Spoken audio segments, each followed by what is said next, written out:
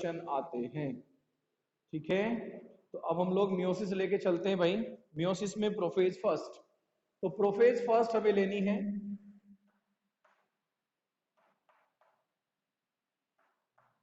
Prophase first, meiosis first की first phase है prophase first.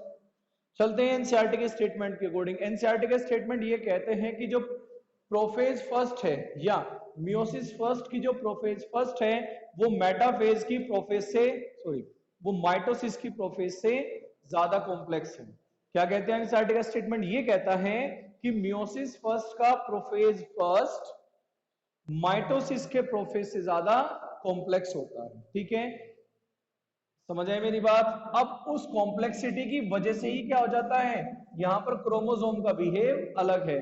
तो आपके यहां पर क्या होता है, prophase first divides into prophase first divides into 5 subphases, 5 subphases on the basis of, किसके बेस पर?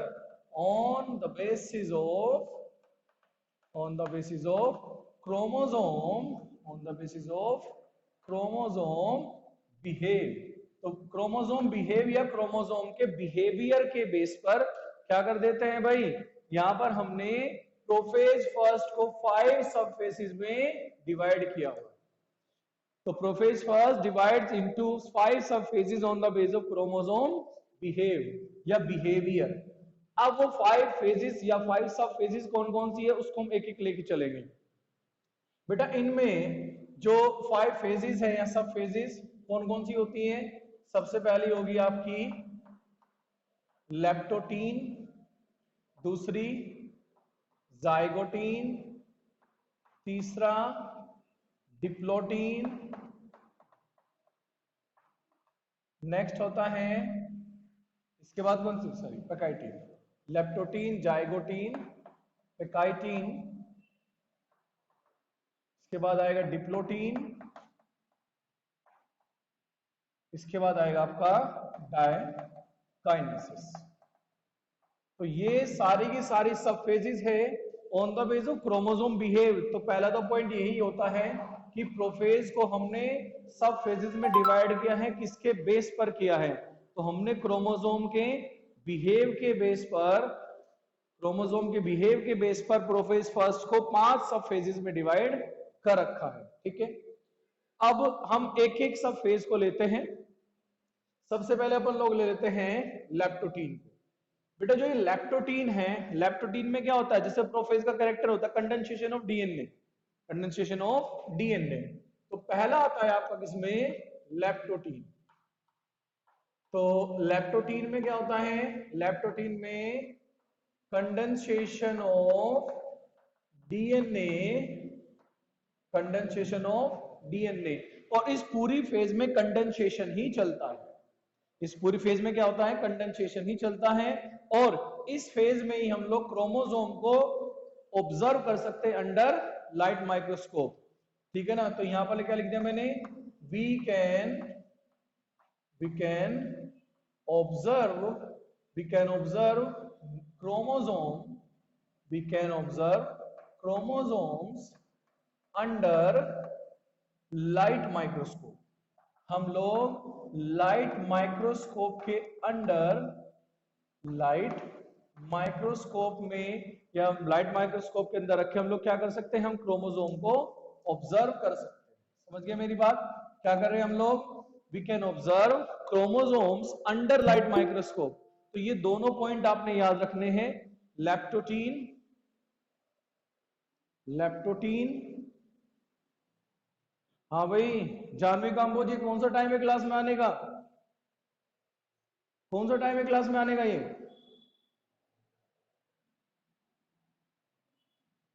मजाक बना के रखी है क्या?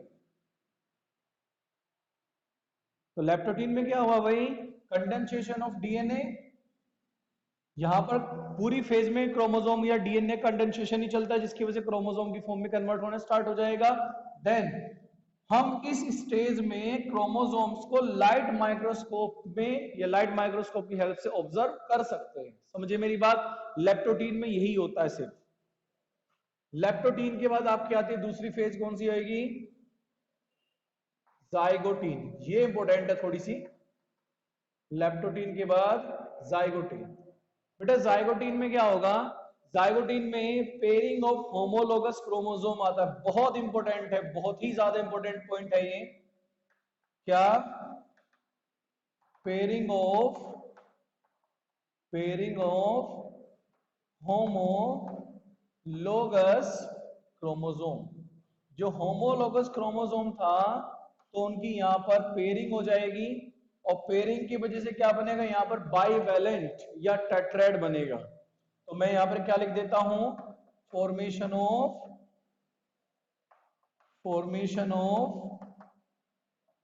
बाइवैलेंट एंड या बाइवैलेंट और टेट्राएड।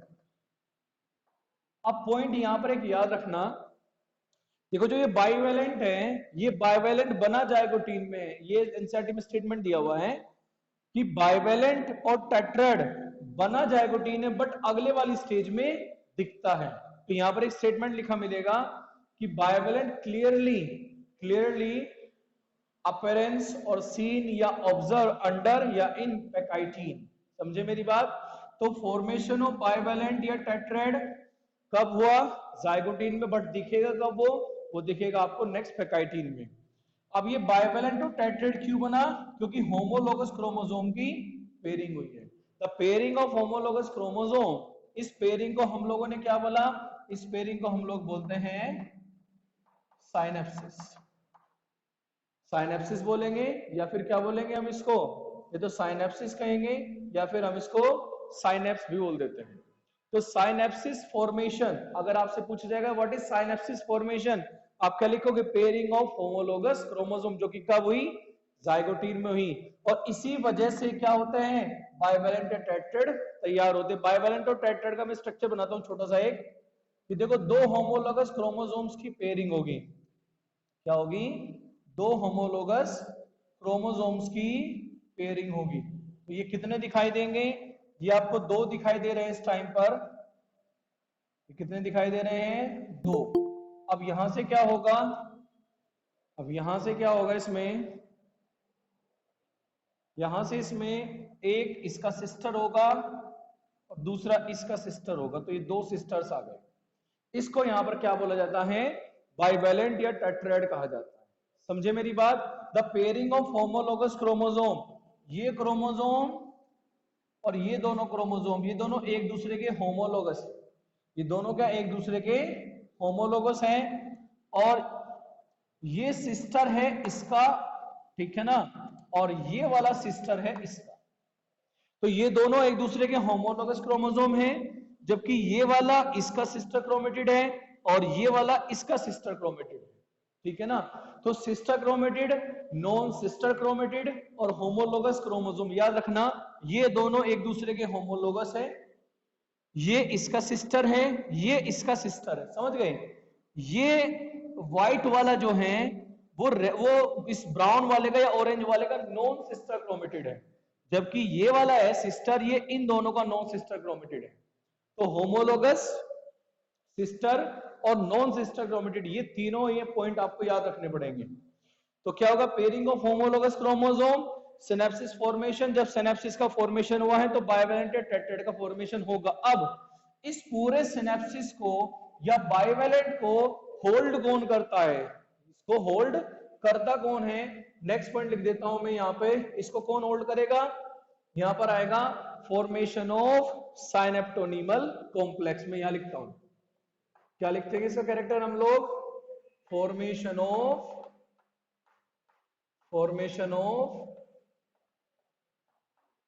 साइनेप्टोनीमल कॉम्प्लेक्स। अब ये तीनों पॉइंट एक दूसरे से लिंक करते हैं। लिंक क्या करते हैं? पेयरिंग ऑफ होमोलोगस क्रोमोसोम होगी, होमोलोगस क्रोमोसोम एक दूसरे के साथ ऐसे जुड़ जाएंगे। समझ गए? क्या हुआ? होमोलोगस क्रोमोसोम ये एक दूसरे के साथ ऐसे जुड़ जाएंगे। इनके बराबर में इनकी क्या होगी? इनके बराबर में इनकी सिस्टर्स भी होंगी। ठीक है ना? अब इन चारों को एक साथ स्टेबल कौन करता है? एक साथ इनको अटैच करके कौन रखता है? साइनेप्टोनीमल कॉम्प्लेक्स। समझ गए? तो 3 पॉइंट यहां पर आए हैं। पहला पॉइंट क्या है भाई? पेयरिंग ऑफ होमोलोगस क्रोमोसोम, जिसको हमने क्या बोला है? Synapsis formation. दूसरा क्या बोला हमने? क्योंकि साइनेप्स हुआ है इसी वजह से बाइवेलेंट या टेट्राहेड्रल का फॉर्मेशन हुआ है। और इस साइनेप्सिस को होल्ड करने के लिए, स्टेबल करने के लिए, या इस बाइवेलेंट और टेट्राहेड्रल को स्टेबल करने के लिए साइनेप्टोनीमल कॉम्प्लेक्स तैयार होता है।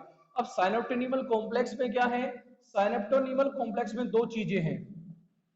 इसमें दो चीजें हैं। पहला है साइनेप्सिस, पहला क्या है? साइनेप्सिस। और दूसरी है यहां पर सपोर्टिव प्रोटीन्स। दूसरी कौन है बेटा? यहां पर सपोर्टिव प्रोटीन्स। तो इन दोनों ने मिलकर साइनेप्टोनीमल कॉम्प्लेक्स तैयार किया।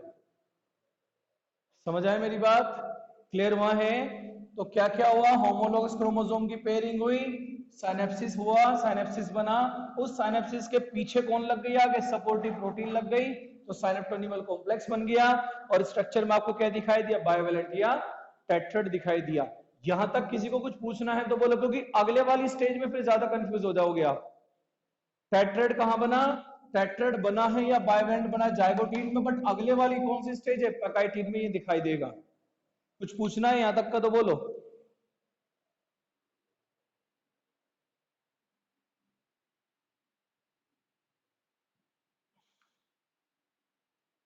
चलो आगे चलते हैं,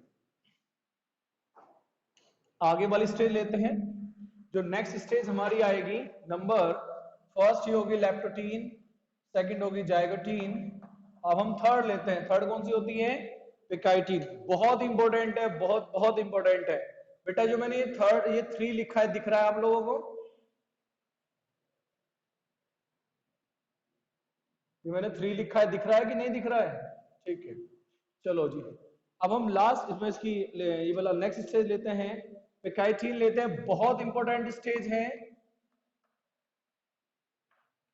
ये, आईसीएससी वालों के सिलेबस में है। अगर आप लोगों को मैडम ने पढ़ाया है तो ठीक है, नहीं पढ़ाया तो समझ लीजिएगा बस जरा। पैकाइटिन में क्या होता है? पैकाइटिन में आता है फॉर्मेशन ऑफ, दो चीज हुई है। पहला formation of recombination nodule, formation of recombination nodule. तो रिकॉम्बिनेशन नोड्यूल का फॉर्मेशन है। एक इंसाइड ने स्टेटमेंट दिया है कि लैक्टोटीन और जाइगोटीन ये बहुत स्पीड से हो जाती है, बहुत जल्दी हो जाती है। उनको फॉलो कौन करता है? पैकाइटिन। जाइगोटीन में क्या बना? बाइवेलेंट है, टेट्रेट बना, बट वो दिखेगा कहां? वो दिखेगा पैकाइटिन में। तो पैकाइटिन का कैरेक्टर क्या? Formation of recombination nodule. दूसरा बहुत इंपॉर्टेंट है, क्रॉसिंग ओवर। क्या होता है? क्रॉसिंग ओवर, ये दूसरा है। अब रिकॉम्बिनेशन नोड्यूल समझो क्या है, उसके लिए आपको समझना पड़ेगा क्रॉसिंग ओवर। क्रॉसिंग ओवर क्या है? एक्सचेंज या आर्म्स एक्सचेंज बिटवीन, क्या हो जाएगा? Arms exchange between two homologous chromosome. तो भाई याद रखना, बिटवीन टू होमोलोगस क्रोमोसोम दिया है, समझ आया? बिटवीन टू होमोलोगस क्रोमोसोम या between two non sister chromatids of homologous chromosome. समझे? Arms exchange between two chromosomes और two non sister chromatids of homologous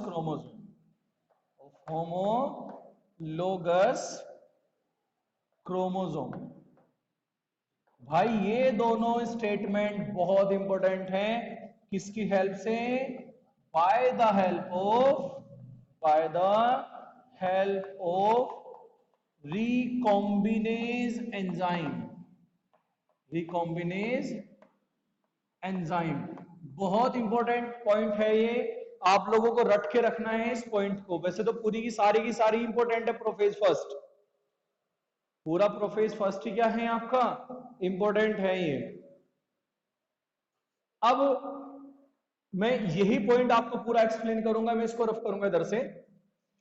तो formation of recombination nodule and the crossing over, वो है यहाँ पर crossing over का मतलब क्या होता है, arms exchange between two homologous chromosome, मतलब या तो वो इन दोनों के बीच में हो जाए, इन दोनों के बीच में हो जाए, या between two non sister chromatids of homologous chromosome, या तो फिर कीजिए तो इन दोनों के बीच में हो, या इसका इसके साथ, या इसके साथ, इसका इसके साथ, या इसके साथ। समझ गए मेरी बात भाई? तो या तो दो क्रोमोस, या तो दो होमोलोगस के बीच में होगी, या two non sister chromatids of homologous chromosome. इसका क्रॉसिंग ओवर इसके साथ भी हो सकता है, इसके साथ भी हो सकता है, वाइस वर्सा, उल्टा। इसका क्रॉसिंग ओवर इसके साथ भी हो सकता है और इसके साथ भी हो सकता है। इन दोनों का आपस में कभी नहीं होगा और इन दोनों का आपस में कभी नहीं होगा। समझे मेरी बात? एक्सप्लेन करता हूं ढंग से दोबारा से। जाइगोटीन में बाइवेलेंट बना, पैकेटाइन में दिखेगा, कब दिखेगा, जब क्रॉसिंग ओवर स्टार्ट हो। मैं ये रफ कर देता हूं इधर से। भाई यहां तक का कुछ पूछना है तो पूछो, क्योंकि पैकेटाइन थोड़ी कॉम्प्लेक्स पड़ती है। किसी को कुछ पूछना है? चलो ठीक है, आगे चलते हैं। अब आगे हम लोगों को पढ़ना है भाई ये पैकेटाइन देखना है अभी हमें। देखो पैकेटाइन में क्या है, पैकेटाइन में क्रॉसिंग ओवर हो रहा है। अब समझो कि क्या होगा, formation of recombination nodule. Recombination nodule कहां होगा? अब देखो मैं थोड़ा सा बड़ा स्ट्रक्चर ड्रॉ करूंगा। अब मैंने लिया था एक, ये सेंट्रोमेयर है, और एक सेंट्रोमेयर बेटा ये है। यहां पर जो क्रोमोसोम है वो इस तरीके से, ये होमोलोगस है और ये इसका सिस्टर क्रोमेटिड है। समझ गए? मैंने सीधा सा बना दिया है, ये होमोलोगस है और ये इसका सिस्टर। ठीक है भाई? तो ये भी क्या है, ये होमोलोगस, ये होमोलोगस, ये इसका सिस्टर, और ये इसका सिस्टर। भाई समझ आया ना कौन सा किसका सिस्टर है? ये दोनों होमोलोगस एक दूसरे के, ये इसका सिस्टर है, ये इसका सिस्टर है। अब ये जो है ये इसका और इसका दोनों का नॉन सिस्टर है, और ये इसका और इसका, ये दोनों का नॉन सिस्टर है। समझे मेरी बात? तो मैंने क्या लिखा है, बिटवीन होमोलोगस क्रोमोसोम हो जाए या between non sister chromatid of homologous chromosome. ठीक है, पूरा स्टेटमेंट ध्यान रखना। अब मुझे क्रॉसिंग ओवर कराऊंगा मैं होमोलोगस के बीच में by the help of recombinase enzyme. तो होगा क्या बेटा, नेक्स्ट स्ट्रक्चर में अगर बनाऊं, इधर बना लेता हूं, नेक्स्ट बनाऊंगा तो क्या होगा कि क्रोमोसोम्स की आर्म्स को एक्सचेंज करना है। तो मैंने क्या बना दिया, मैंने इस तरीके से इसको बना दिया, तो मैंने इस तरीके से बना दी है ये हो गया।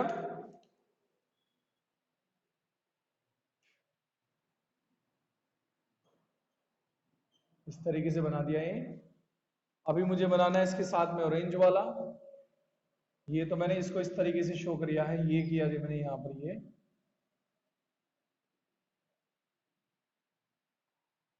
क्या आप लोगों को डायग्राम विजिबल है भाई? ये जो मैं स्केच तैयार कर रहा हूं विजिबल है भाई सभी को? ठीक है। अब देखो हुआ क्या है, अब आएगा रिकॉम्बिनेज एंजाइम। कौन सा एंजाइम आएगा भाई यहां पर आएगा रिकॉम्बिनेज एंजाइम। बेटा जो रिकॉम्बिनेज एंजाइम है ना, ये दो एंजाइम से मिलके बना होता है। यहां पर दो एंजाइम होते हैं। एक एंजाइम होता है, एक होता है यहां पर डीएनएज, मतलब जो डीएनए को कट करेगा।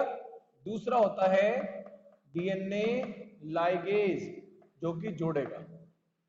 ठीक है ना? तो इसलिए हम लोग क्या लिख देते हैं, यहां मैंने डीएनएज ना लिख के मैंने क्या लिख देता हूं, मैं लिख देता हूं न्यूक्लियस। क्या लिख दिया मैंने? न्यूक्लियस मतलब जो कि न्यूक्लिक एसिड को काटेगा, तो वो न्यूक्लियस हो गया। और एक मैंने क्या लिख दिया, एक मैंने लिख दिया है लाइगेज, जो कि इसको जोड़ेगा।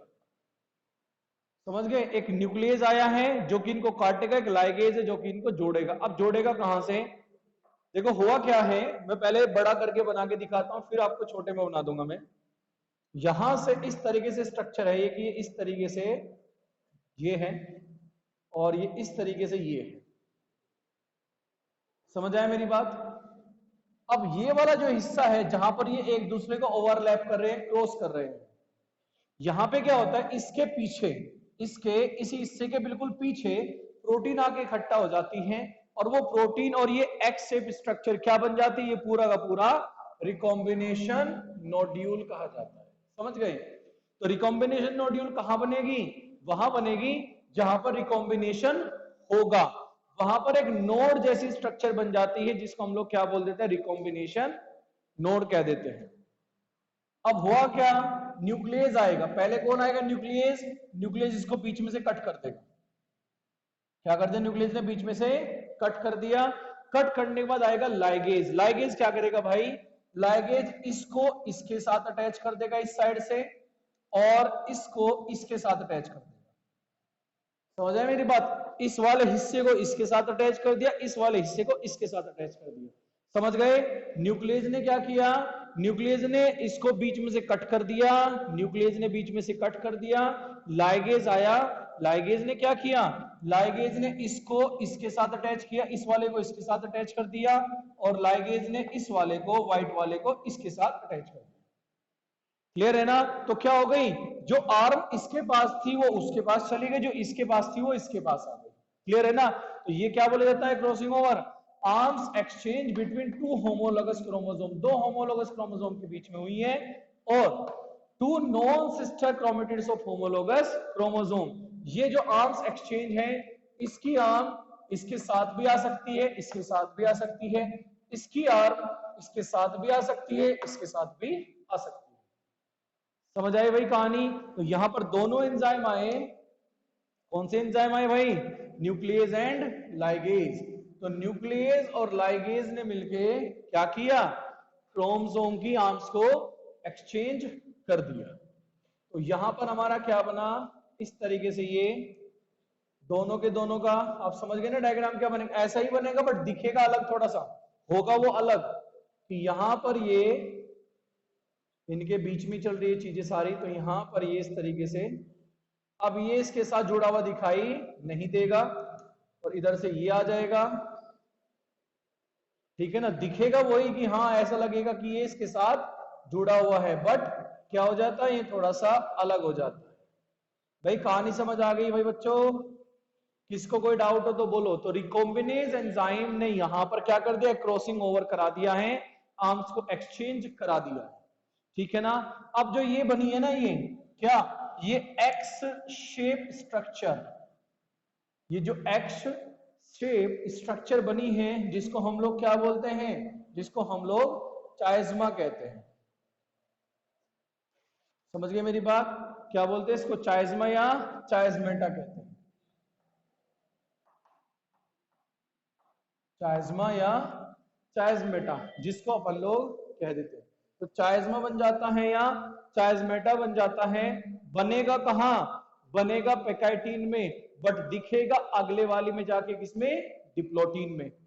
समझ गए मेरी बात, यहां से ये क्वेश्चन भी आपने याद रखना है कि कौन सी स्ट्रक्चर कब बनती है और कब दिखती है। जैसे कि टेट्रा, जो टेट्रेड स्ट्रक्चर भैया बायोवेलेंट कब बना, ये बना किसमें बना भाई, जाइगोटीन में, दिखेगा कब, पेकाइटिन में। एक्स शेप स्ट्रक्चर चाइज्मेटा बना कब, पेकाइटिन में, दिखेगा कब, डिप्लोटीन में। समझ आई कहानी,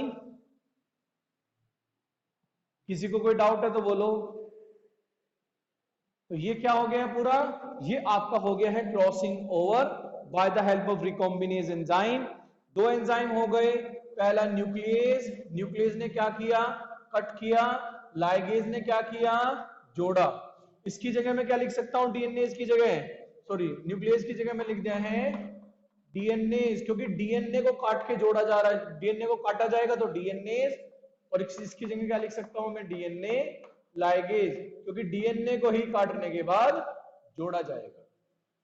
क्लियर हो गई वे कहानी? यहां तक क्लियर हो गया बेटा आप सभी को? किसी को कोई डाउट है तो बोलो, किसी को कोई डाउट है? साहिबा बेटा कोई डाउट है? फैके जी कोई डाउट है भाई? ठीक है, चलो आगे चलते हैं। तो ये पैकाइटिन हो गया। अब हम लेते हैं नेक्स्ट, डिप्लोटीन लेते हैं बेटा।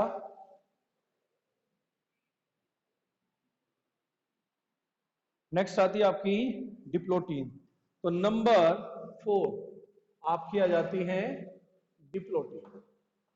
तो जो आपकी डिप्लोटीन होती है बेटा, सबसे पहले बना था साइनेप्टोनीमल कॉम्प्लेक्स, तो यहां होगा dissolution of synaptonemal complex.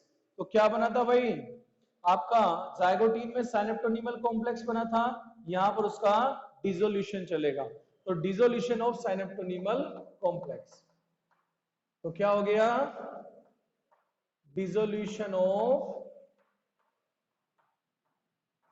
साइनेप्टोनीमल complex. तो साइनेप्टोनीमल कॉम्प्लेक्स का डिसोल्यूशन होगा, वो डिसोल्व होना स्टार्ट हो जाएगा या डिसोल्व हो जाएगा, जिसकी वजह से क्या होगा, जिसकी वजह से जो टाइट्रेट बना था वो डिस्टर्ब होना स्टार्ट हो जाएगा, क्योंकि साइनेप्टोनीमल कॉम्प्लेक्स ने टाइट्रेट को स्टेबिलिटी दी थी। क्या दी थी? स्टेबिलिटी दी थी।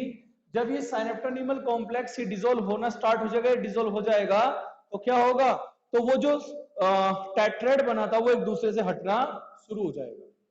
समझ आया मेरी बात? तो यहां पर क्या हुआ है, डिप्लोटीन में साइनेप्टोनीमल कॉम्प्लेक्स डिसोल्व हुआ। जब डिसोल्व हुआ तो क्या करते हैं, क्रोमोसोम्स क्रोमोसोम्स स्टार्ट्स, क्या स्टार्ट करते हैं, सेपरेशन।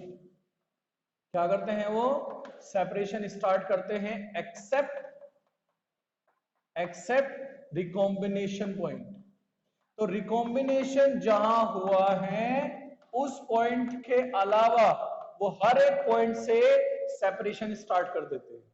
तो क्रोमोसोम्स स्टार्ट करते हैं सेपरेशन, कहां से, रिकॉम्बिनेशन पॉइंट से। तो मतलब क्या होगा आपको, देखो कैसा है कि इस तरीके से मैंने स्ट्रक्चर तैयार करी थी, ये वाली स्ट्रक्चर मैंने इस तरीके से तैयार कर रखी थी, इस तरीके से, ठीक है, इस तरीके से। तो होगा क्या कि ये दोनों जो होमोलोगस क्रोमोसोम है एक दूसरे से अलग हटना शुरू करते, बट इस पॉइंट से ये एक साथ अटैच हुए रहते भी। तो ये एक दूसरे से अलग हटना शुरू करते हैं, बट फिर भी ये वाला पॉइंट यहीं पर अटैच रहता है। जब ये एक दूसरे से हटना शुरू करेंगे तब आपको ये एक्स शेप स्ट्रक्चर दिखाई देगी। तो डिप्लोटीन में क्या हुआ है, साइनेप्टोनीमल कॉम्प्लेक्स ने इनको होल्ड करके रखा था। जब साइनेप्टोनीमल कॉम्प्लेक्स डिसॉल्व हो जाएगा तो ये एक दूसरे से अलग होना स्टार्ट करेंगे, अलग होना स्टार्ट करेंगे, बट किस पॉइंट को छोड़कर, रिकॉम्बिनेशन वाले पॉइंट को छोड़कर। तो आपको एक्स शेप स्ट्रक्चर अब दिखाई देगी, जिसको हमने क्या बोला है, चायस्मेटा। तो इस स्टेज में लिखा होगा चायस्मेटा, यहां लिखा होगा आपके एनसीईआरटी ने कि चायस्मेटा यहां पर, या एक्स शेप स्ट्रक्चर यहां पर विजिबल है। समझ आए मेरी बात? तो मैं यहां क्या लिख सकता हूं, X shape structure chiasmata arise, arise होती है, डेवलप होती है, या विजिबल होती है।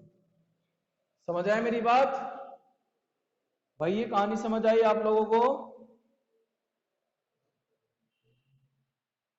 बेटा ये कहानी समझ आई और कोई डाउट तो नहीं होगा भाई? यहां पर मैंने क्या लिख दिया, हाँ, चायस्मेटा अराइज होना या विजिबल होना। तो चायस्मा बना कहां, चायस्मेटा पैकाइटिन में, बट दिखेगा कहां, डिप्लोटीन में। एक और चीज याद रखना, जो डिप्लोटीन की स्टेज है, डिप्लोटीन स्टेज में जो ऊसाइड्स हैं, ऊसाइड्स डिप्लोटीन स्टेज की ऊसाइड्स ह्यूमन फीमेल के केस में अप टू 12 इयर्स तक क्या रहती हैं, रुकी हुई होती है। समझ आया मेरी बात? किसमें भाई, ऊसाइड्स में डिप्लोटीन कौन से मंथ तक या ईयर्स तक रुकी हुई होती है। तो याद रखना, इन ऊसाइड्स या oocytes with diplotene stage, with diplotene stage can rest या can stay up to 12 years। समझ गए मेरी बात? क्लियर हो गया भाई? तो जो oocyte होती है किसमें? वर्टिब्रेट्स में। तो oocyte के ऊपर मैंने क्या लिख दिया? Invertebrates, Invertebrata. तो जो वर्टिब्रेटा, अगर मैं ह्यूमन का ही एग्जांपल ले लूं, किसमें? Human female. तो ह्यूमन फीमेल में ही जो oocyte है वो डिप्लोटीन स्टेज में ही अप टू 12 years, अब लगभग 12 साल तक रुकी होती है। 10 to 12 ईयर लिख ले सकते हैं पूरा। क्या लिखते हैं? 10 to 12 years। एक्चुअली बेटा ये क्यों लिखा जाता है? क्योंकि जब भी कोई फीमेल बेबी बर्थ करता है तो उसके पास में लगभग 4 लाख ओवा होती हैं। क्या होती है? लगभग 4 लाख ओवा होती हैं, जो कि इसी स्टेज में रुकी हुई होती है। और ये स्टेज कब तक रुकती है? यही स्टेज जब उसमें प्यूबर्टी स्टार्ट होती है तब तक रुकी हुई होती है। और फीमेल के केस में, ह्यूमन फीमेल के केस में प्यूबर्टी 10 to 12 ईयर में आके स्टार्ट होती है। तो प्यूबर्टी तक मतलब 10 to 12 ईयर तक यहां पर जो oocytes होते हैं वो डिप्लोटीन स्टेज में ही रुकी हुई होती है। समझे मेरी बात? तो यहां पर ये याद रखना 10 to 12 ईयर्स। तो आपकी एनसीईआरटी ने दिया हुआ है कि वर्टिब्रेट्स में जो oocytes होती हैं वो मंथ्स टू ईयर तक रुकी हुई होती है डिप्लोटीन में ही। तो मैंने आपको सीधा सा बता दिया, ह्यूमन फीमेल में लगभग 10 से 12 साल तक वो रुकी हुई होती है। समझ गए? अब लास्ट स्टेज आपकी आएगी कौन सी? डायकाइनेसिस। अब यहां पर क्या हुआ है? रिकॉम्बिनेशन नोड्यूल का फॉर्मेशन हुआ है, जिसकी वजह से क्रॉसिंग ओवर हुआ, जिसकी वजह से एक्स शेप स्ट्रक्चर बनी, एक्स शेप यहां बनी, यहां दिखी। अब लास्ट आपकी आती है डायकाइनेसिस। बेटा जो डायकाइनेसिस है उसमें क्या होंगे? उसमें टर्मिनलाइजेशन चलता है। क्या होता है? टर्मिनलाइजेशन चलता है। किसका? चाइज़मा या काइज़मेटल। लास्ट है आपकी नंबर 5,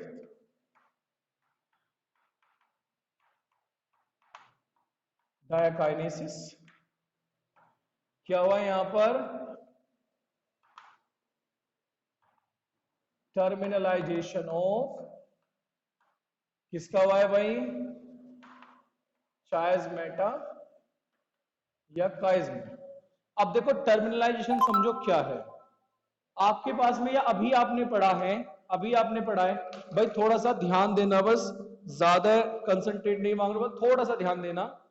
देखो क्या होता है, मैं अपनी उंगली से बताता हूं। इस तरीके से एक्स शेप स्ट्रक्चर बनी है, एक्स शेप स्ट्रक्चर से बनी है। अब होता दो तरीके हैं, या तो ये एक्स शेप स्ट्रक्चर, ये वाली एक्स शेप स्ट्रक्चर ऐसे अलग हो जाए, या तो क्या हो जाए? ऐसे अलग हो जाए। अगर ऐसे हैं तो वो ऐसे एक दूसरे से अलग हो जाए, या वो ऐसे ही जुड़ी हुई है और वो इस तरीके से अलग हो। समझे मेरी बात? दो तरीके हैं एक्स शेप स्ट्रक्चर के अलग होने के।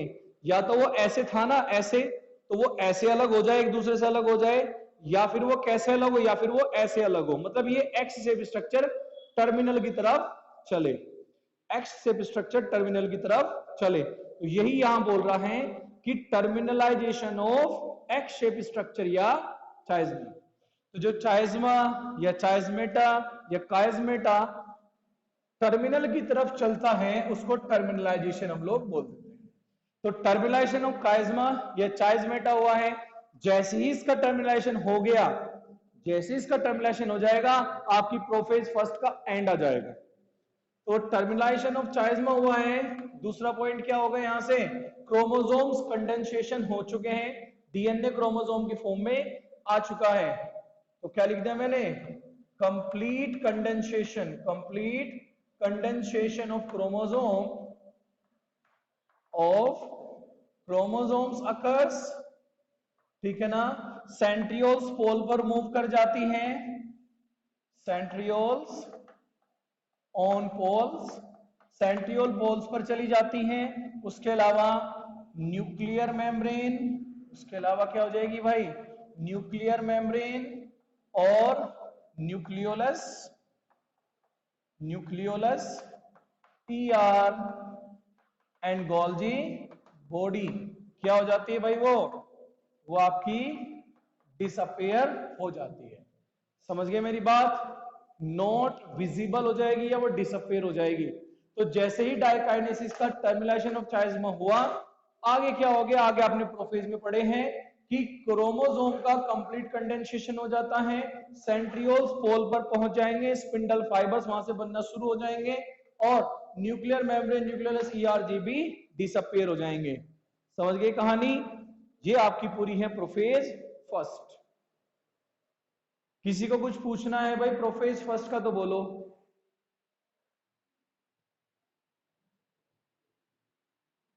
पूछना है किसी को प्रोफेज फर्स्ट का डायकाइनेसिस तक पूरा कुछ?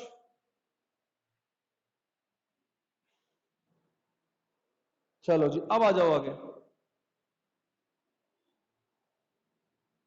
ये वाला देखो, क्रोमोसोम्स सेपरेट होना स्टार्ट करते हैं। मैंने बताया था आपको डायग्राम में कि जैसे देखो साइनोप्टोनिमल कॉम्प्लेक्स ने क्या किया था? साइनोप्टोनिमल कॉम्प्लेक्स ने टेट्राएड को स्टेबल किया था।